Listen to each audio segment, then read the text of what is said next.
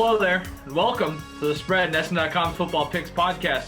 NESN.com's Mike Cole, joined as always by Ricky Doyle, Andre Khatchaturian, also of NESN.com fame. Gentlemen, how are we? Excellent. It's pretty well. 1 week closer towards Christmas, I guess, in 2021. So yeah, so that's good. Bad. It also means we're 1 week closer to the football season being over, which is that's gonna be sad. There's nothing worse than the time period between the Super Bowl and the Stanley Cup playoffs. It's just... So here's the thing. Not to get off on a tangent already, but I'm getting old, obviously, and golf has become like my favorite sport in the world, which is a sad reflection of my life. So I have now talked myself into like that spring thing being the best. So I am good. Maybe get into golf, get into betting on golf. That's the way to go. I should. So that's that. They start up again in like 2 weeks in Hawaii. So that's right into. I mean, they start up again before the NFL even ends. Like the best weekend of the year is the Waste Management out in Phoenix, which just goes off like the final round of the Waste Management goes right into the Super Bowl. It's a brilliant little weekend of Super Bowl weekend. So I like your shirt. Thank you. It says haters gonna hate with what are their names? What are the names? Waldorf and Statler, I think. Statler and Waldorf, maybe. Yeah. Right, yeah. I did wear this because a bit of a spiking the football for me after last week going out and saying the Washington football team would upset the Steelers, knock off their undefeated season, and they did just that on Monday night. What a delightful little call by your boy. Yeah, I hit. All I did well last week. But, huh? I hit that one as well, Mike, and because of that, that was one of your 8 wins last week. You finished 8-6. Well, you haven't finished it. You still have the Baltimore Dallas game. This is being recorded on a Tuesday, but Ricky, you and I were pretty bad. We went 5-9. So Mike is actually first place now in the standings. I thought I had a great read on this week, and I still feel like I left a lot out on the table. And I completely biffed on that other Monday night game. So I will sit here and tell myself how great I am for the Washington game. I legitimately thought the 49ers had a good chance of beating the Bills, and they got manhandled. So, yep. I think I felt as good about that game as I did almost any other game on the schedule this past week. So that's really the San Francisco Buffalo one? Yeah. Yeah, me too. I think we were all on San Francisco there, and I thought that had disaster potential for Josh Allen, and he just I wonder how much the impact of the Niners playing a home game in Arizona had to do with that one. I think it had more to do with the fact that, and I'll get into this a little bit more later, like I did not realize and didn't do enough homework into the 49ers not having anybody who could rush the passer. And, they play like that cover 3 defense and stuff, which works a lot better if, you can rush the passer with guys up front. And, when they don't have Bosa, they've been hurt up front. They can't generate pressure. But, yeah, they're one of those teams that you're sort of relying on their coaching advantage week to week. And that's why I thought that they had sort of the inside track on that one. But Brian Daboll, just as good as Robert Saleh. Right. So maybe it was just an instance of just completely overreacting to that mismatch. Game was sick, though. A lot of talent on the field in that game. It's a bummer that San Francisco has been so hurt. Like, that would be an awesome – like, you could see that as a Super Bowl if those two teams are healthy. But yeah, that was a fun little interconference game. We got some decent matchups this week, though. It's funny you mentioned that. We're going to get right into those now. We're here to – oh, before we do, of course, as I always say – well, I always say now – please subscribe to our podcast on iTunes or Spotify, or subscribe to the NESN YouTube channel if that's where you're getting it right now. If you just stumbled across it by searching NFL Week 14 picks and you found us, and you're probably wondering why 5 minutes into this we haven't talked about football really, that's understandable, but please subscribe anyway. Rate and review us. Tell us how great we are, and we'll continue to put on a fantastic effort from week to week. And if you think we stink, then just fade it. I don't know, whatever. Make money. Or follow, how much what was that, like 3-1 probably, the Washington money line on Monday night. So it's a good little chunk of change there if you follow that. So we will pick 3 best games of the weekend. Do locks and upsets, and then we will be on our way. So let's get into our first game of the weekend, which is Monday. See, I'm not even gonna completely apologize for that because it could be a Monday afternoon game at this point. We've got Wednesday afternoon games. Why not Monday? But this is a Sunday afternoon game in Tampa Bay. The Bucs coming off of the standard Week 13 bye host the Minnesota Vikings in Tampa. The Bucs Minnesota survived, like by the definition of survive, the Jacksonville Jaguars at home. Now they have to go to Tampa. The Bucs laying 6.5 points at home. Total set at 51.5 at the moment. Ricky, who do you like in this? Yeah, first of all, that Week 13 bye that you just mentioned, I mean, talk about catching a break there. I mean, that looked, even before the season, when the schedule came out, you're like, that is a very favorable bye for this team with a 43-year-old quarterback that is going to have an opportunity to sort of rest their legs before the playoffs. But all things considered, what's been happening with Tampa Bay recently couldn't have come at a better time for them. They've been banged up too. What's that? They've been banged up too. Like, so they needed it for the injuries as well. Yeah. So, and honestly, I think that's going to play a huge role in this one. I mean, I think that coming out of the bye, this is an opportunity for them to sort of reset a little bit. As far as Minnesota goes, I mean, look, they've scratched and clawed their way back into this, but you just mentioned that underwhelming win last week. Even look at the last 3 weeks. I mean, they lost to Dallas, beat Carolina by a point, beat Jacksonville in overtime. I mean, there's nothing really inspiring about that. They just look at like what they do well. It's obviously run the football, but I think if you're Tampa Bay, I think they have the ability to take that away.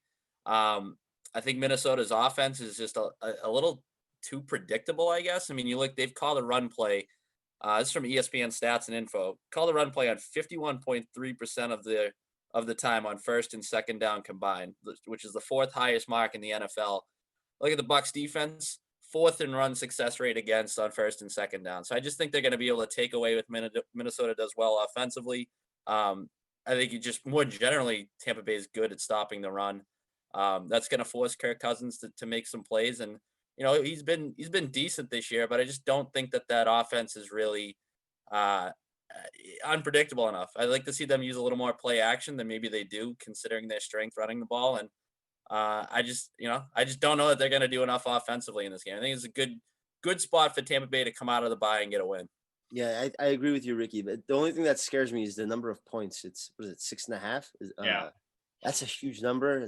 But I'm still going with the Bucs. They're well rested. The Vikings, like you mentioned, they run the ball well. They average 4.9 yards per carry. That's Dalvin Cook is a major focal point of that entire offense. But Bucs, the league's best rush defense. They allow just 3.3 yards per carry, and they've allowed 74 yards per game. They've only allowed more than 100 yards just twice this season. So that's pretty stout rush defense. And on the other side of the ball, you mentioned Brady's gonna be well rested. 4 of Tampa Bay's 5 losses have been against really good rush defenses, top 6 rush defenses. Twice against the Saints, and once against the Rams and the Bears. Tampa's going to be able to move the ball against the Vikings, especially after some rest. Like you said, this is a good bounce back situation for them. Yeah, I get the Bucs as well. I think this is a big time get right spot for them. I think they absolutely blow out the Vikings, to be honest with you. I think this is going to be one of those games where the narrative coming out of this game is going to be like, well, that's what you get for burying Tom Brady and et cetera, like, don't forget about the Bucs this is December when Tom Brady comes together, blah, blah, blah, blah, blah. But I do have reasons for that, and kind of to touch on what you guys did. I think the Tampa Bay offense is going to be clicking here. If they can run the ball even a little bit, that sets up the passing game. And I think, honestly, what's been a big issue for Tampa this year is that they've taken too many shots. Like, that's been too, like, that's not the Tom Brady way or whatever. And it's weird that they're throwing the ball deep so often when he's been the master of kind of just the not dinking and dunking, but those short intermediate passes. But I actually think this is an opportunity where they're going to feast on the deep ball. I think it actually plays to their advantage this week, because you look at Minnesota, they haven't really been able to pressure the quarterback this year. They're 26th in pressure, 25th in sack rate. So Brady's going to have time to throw. But even more importantly, Minnesota ranks 28th in explosive passing plays allowed per sharp football. They've been brutal on first and second down. So I think there's going to maybe they set up the run to take the top off with play action or whatever.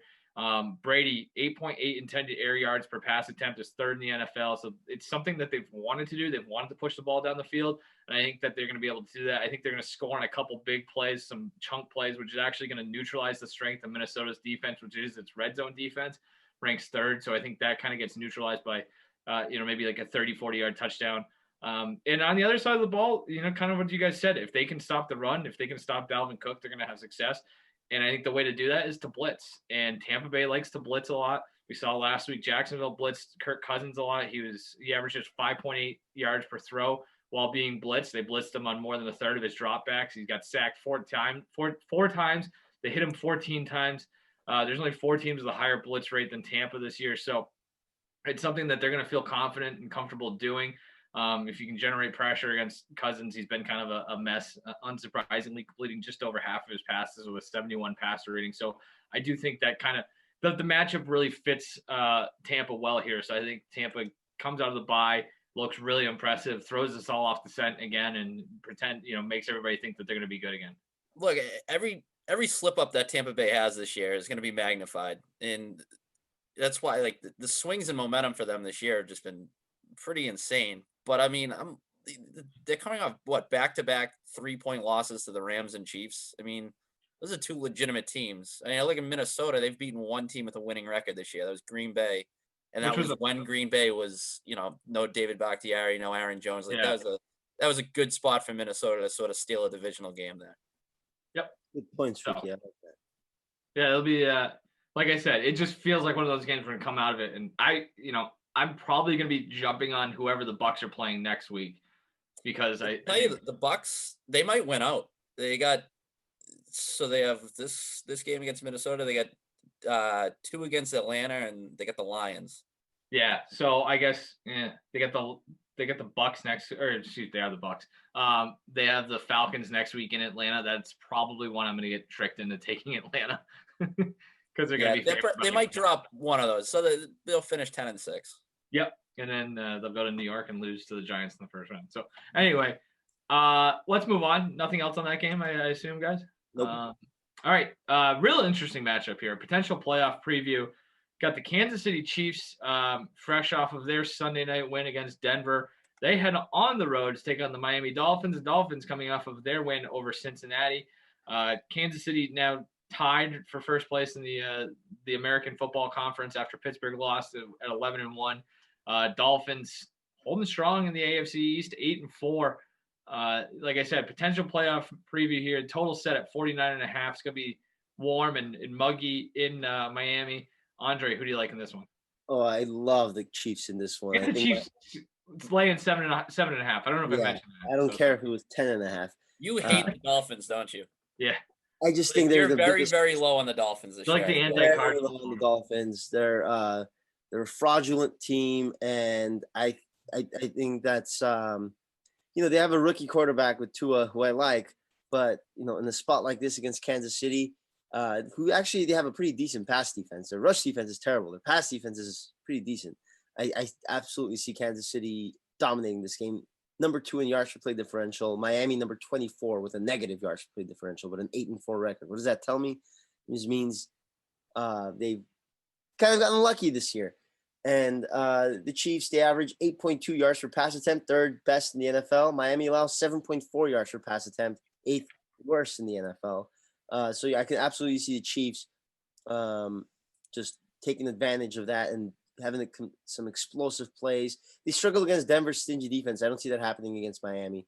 Also, Miami has allowed the 5th highest explosive run rate. So I can see the Chiefs succeeding on the ground and in the air.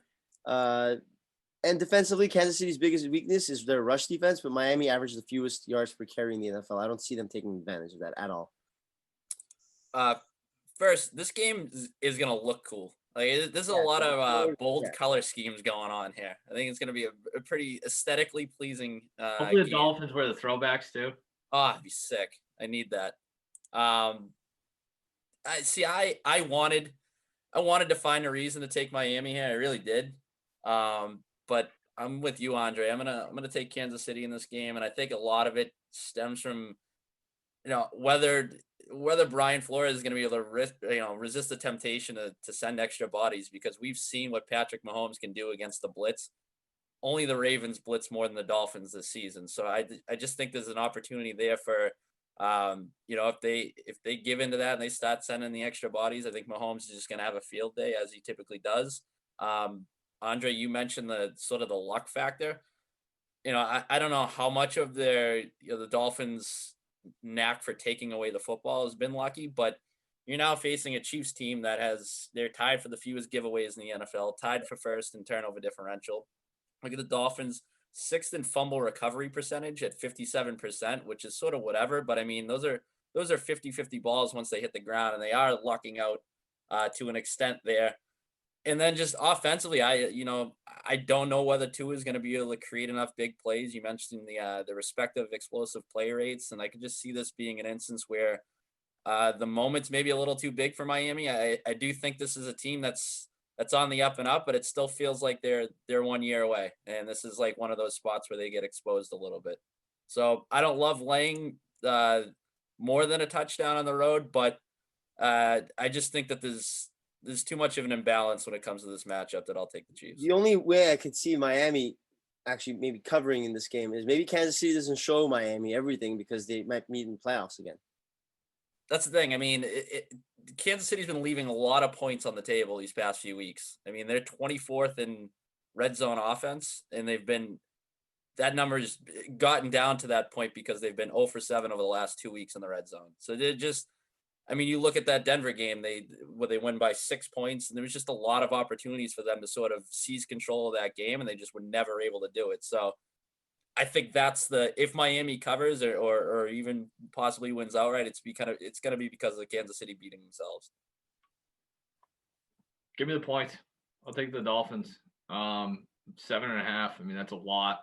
I look at the coaching in this game, and like Brian Flores is pretty good at his job, right? I think we can be in agreement in that. Like, I think he's kind of bucking the trend of Belichick assistants and things like that. And he's done a pretty good job. And to the Belichick point, I think we've seen this in the past where they, just from what I've been reading, like in what I think Flores said this Monday, he's like, we're going to tailor our game plan to the Chiefs. We're not going to necessarily do what we did last week because it worked. And I like that they're going to be, that's the Patriot way, the Belichick way or whatever, is kind of tailoring your weekly game plan to your opponent. And in that regard, I think they're going to come up with a few ways to kind of slow down that Chiefs offense. It's, whether it's going back and watching the tape of last week or going back and watching the tape of that Patriots game earlier in the season where, New England more or less flummoxed the Kansas City offense.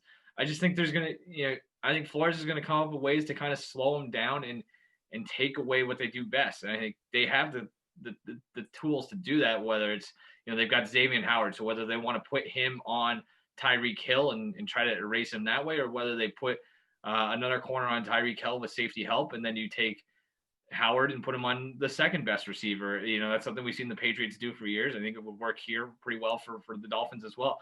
Dolphins has been pretty good this season against tight ends as well. They ranked, I think it's 4th, or I've got it here. Hold on. Sorry about that.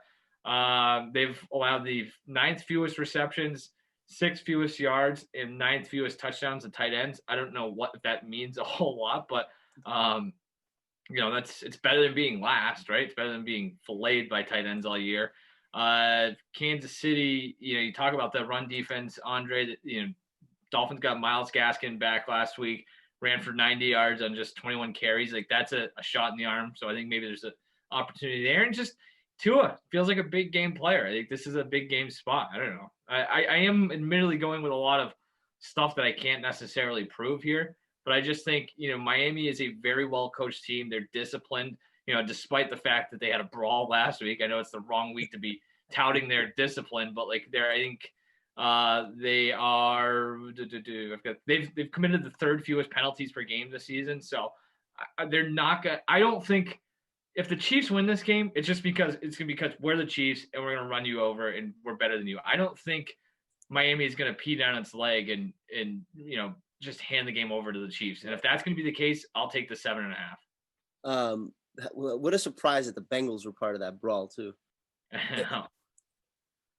On the week too, by the way, like Vontaze Burfict just got arrested for assault or something as well. So what a mess. 18-6 against the spread, dating back to week 5 of last season. That was when they had like that 0-4 like worst team in NFL. It was like the worst team in football history last year. Yeah, and 18-6 against the spread since that point, best mark in the NFL. So that's to your guys' point though. I will say it's interesting. I have the number here. Like Flores is 9-6. Oh, this year, yeah. Teams with winning records, teams with losing records. Miami is 6-1. 2-3 against everybody else. The 2 wins came against Arizona and the Rams. So those are actually pretty good wins. So yeah, I don't know. They're a team. It's going to be interesting to see what they do in the draft too. Not to go off on a huge tangent here on bigger picture stuff, but I mean they got those Houston picks. Imagine if Houston had just completely tanked and ended up with the worst record in the NFL, and you're sitting there with Tua and the number 1 pick. What do you do? Get a haul is what you get. Yeah, you're right. For either one of them, if you wanted to take Trevor Lawrence and trade Tua, or be sick too, because like then you or you trade it to like I don't even know who would be looking to move up, but basically it turns into you keeping Trevor Lawrence away from the Jets too. Yeah, but I don't know.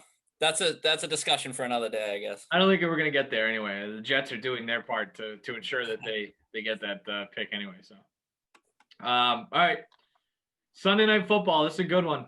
You get the Pittsburgh Steelers coming off of their aforementioned loss to the Washington football team. They go to Western New York, Orchard Park, to take on the Buffalo football team, also known as the Bills.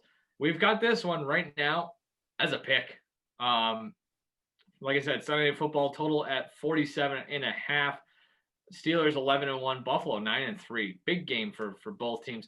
Big game for Buffalo too. If this could be even bigger by kickoff if for some reason Miami does pull off the upset.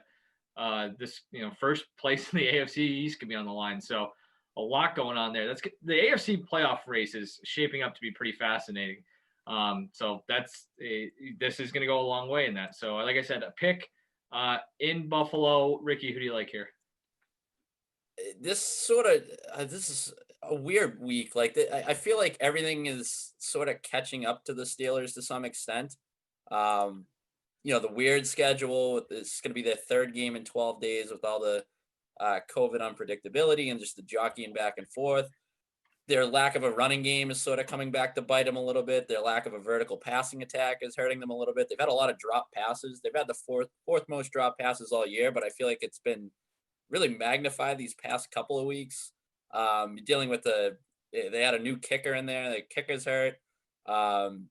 They've had some injuries on the defensive side, but the Bud Dupree injury is obviously huge. I mean, we've seen that in previous seasons, how big that could be for that unit. So I don't know.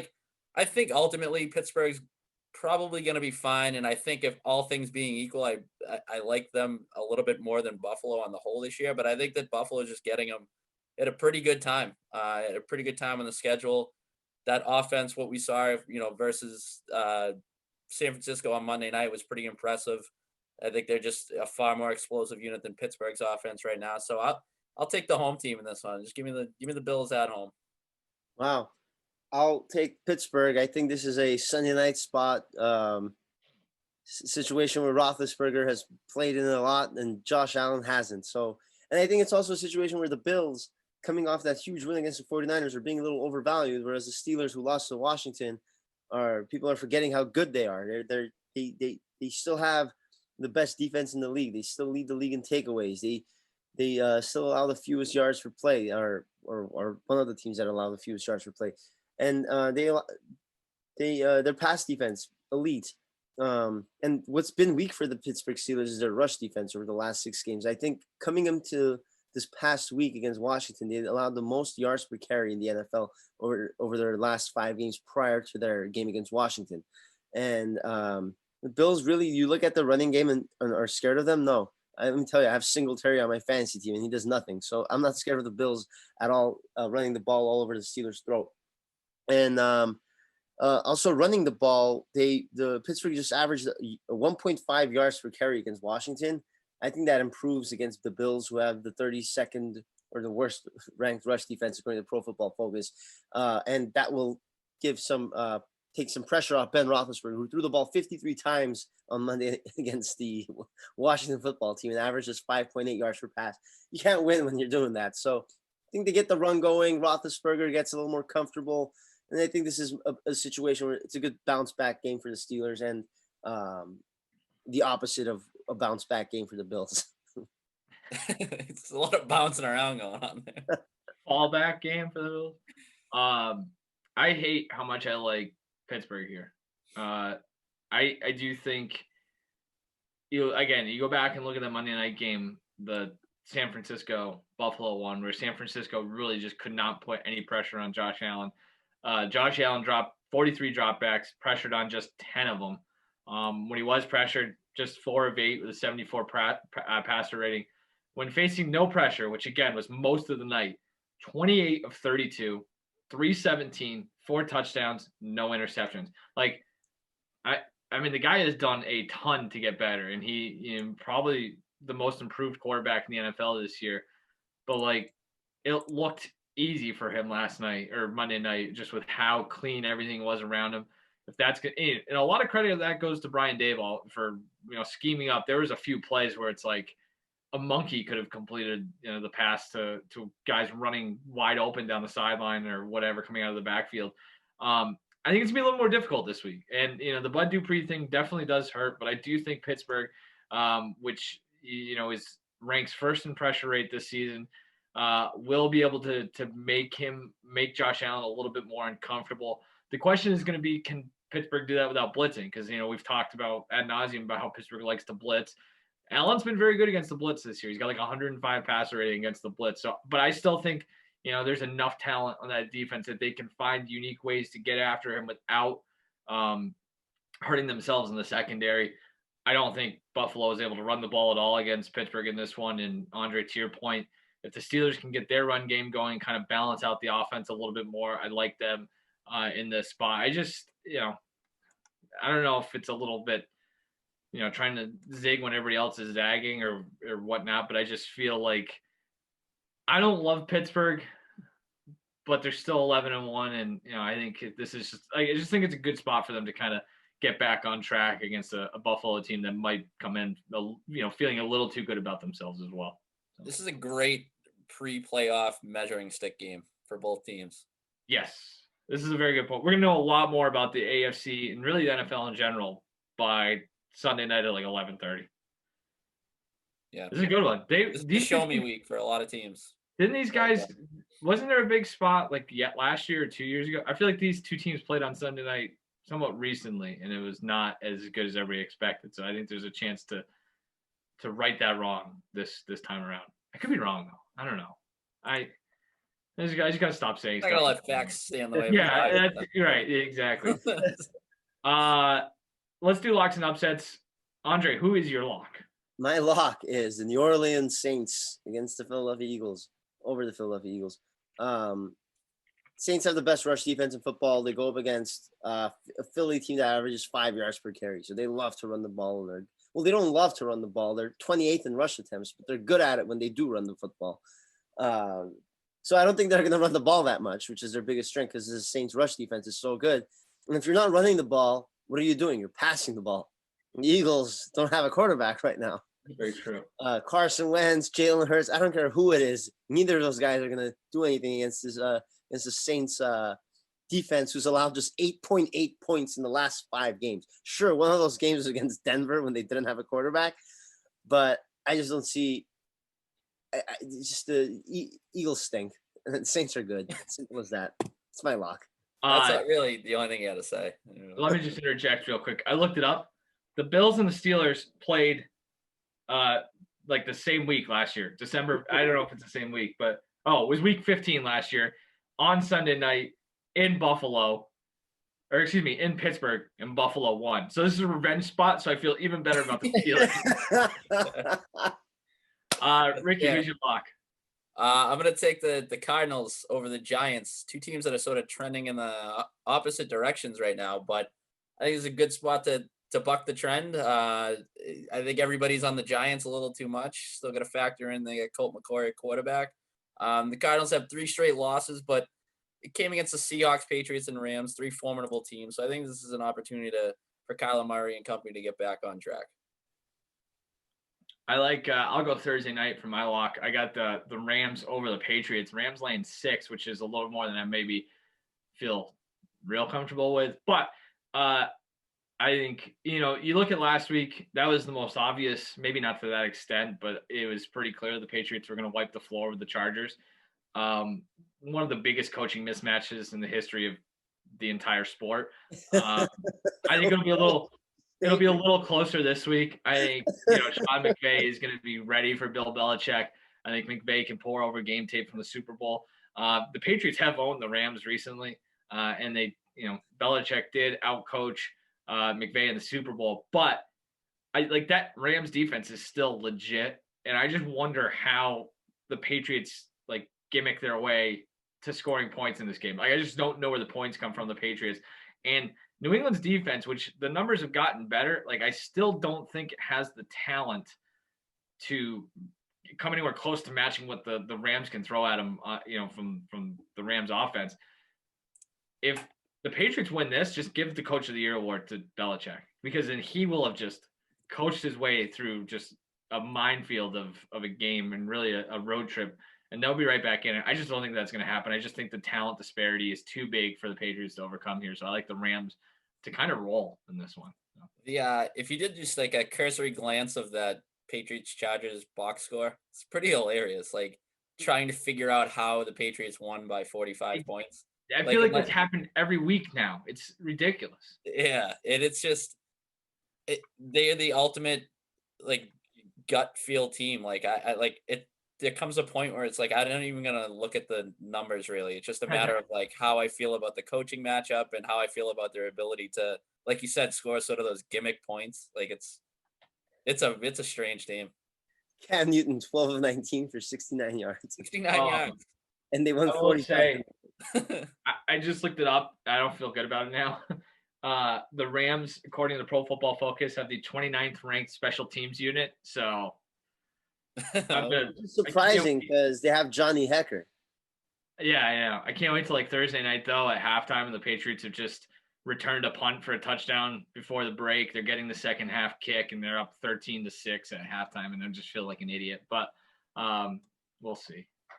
It just feels like every time they need a big play on special teams, they get it. It's weird. It's nuts. Maybe more teams should try that. I don't know. Ricky, who's your upset? Upset? I'm going to take the team that just got their doors blown off. I'm going to take the Chargers.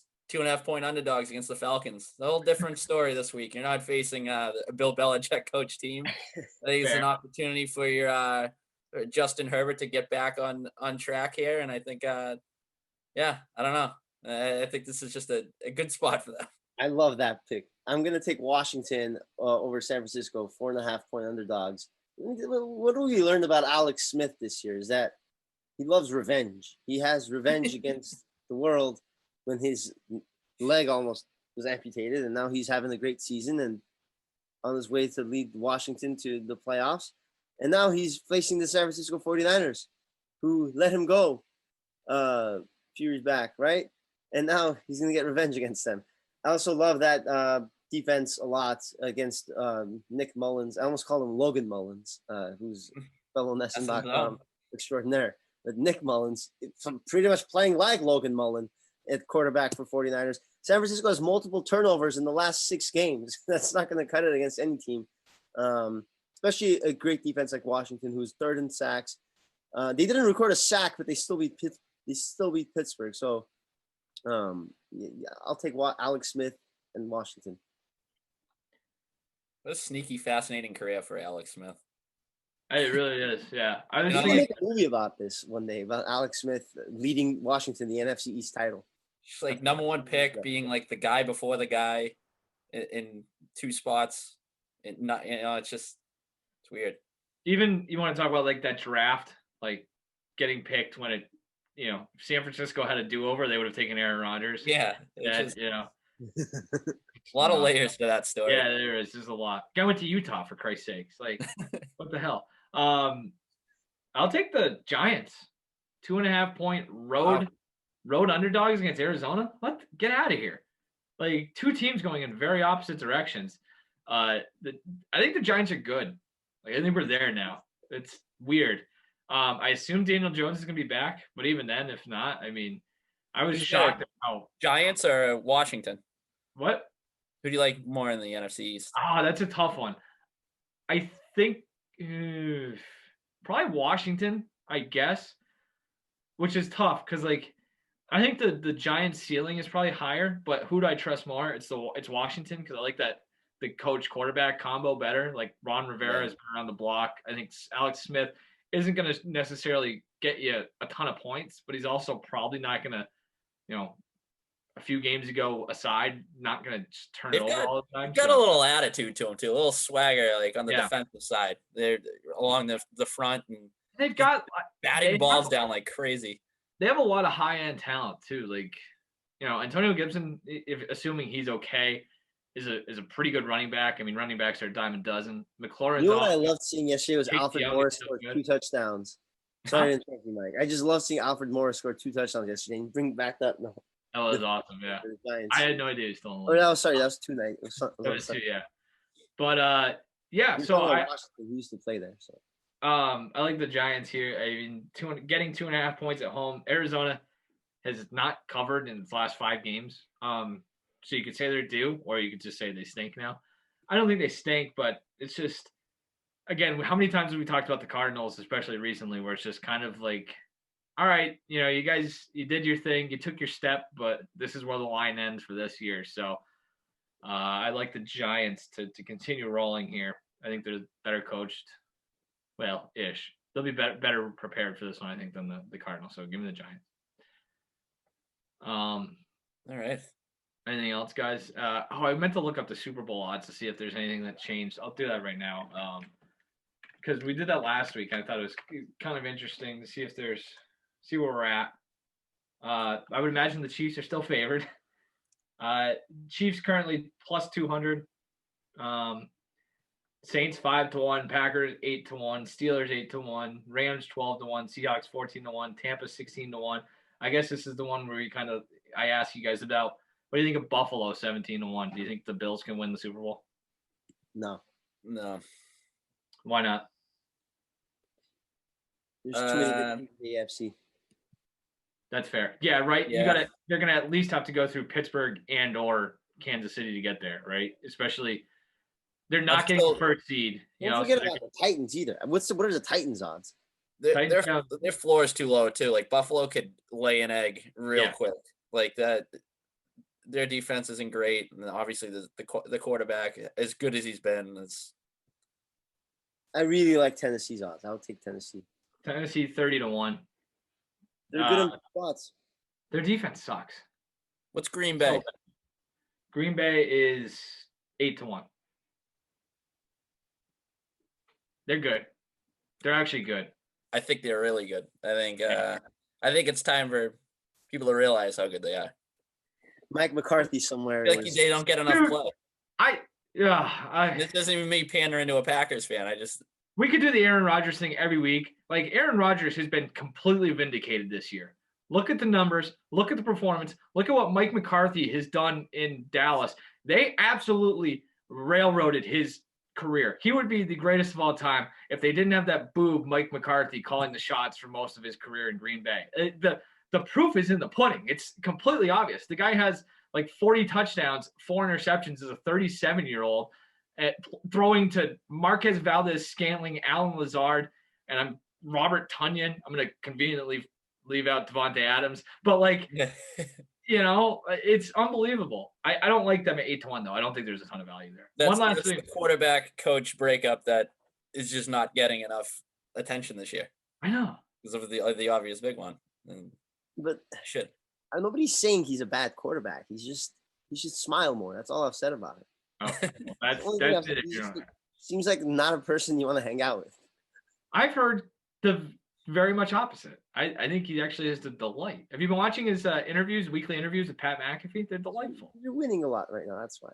Well, they weren't winning with that doofus McCarthy. So what do you think? one last one. Browns 30-1. Any takers? No, I'm still out on the Browns. Browns are 8 last week. They're 8. Sell it like a stock. Like you buy the Browns, they win a couple playoff games, you sell the bet, and make it a little bit of no free ads, but I think that might be something you can actually do.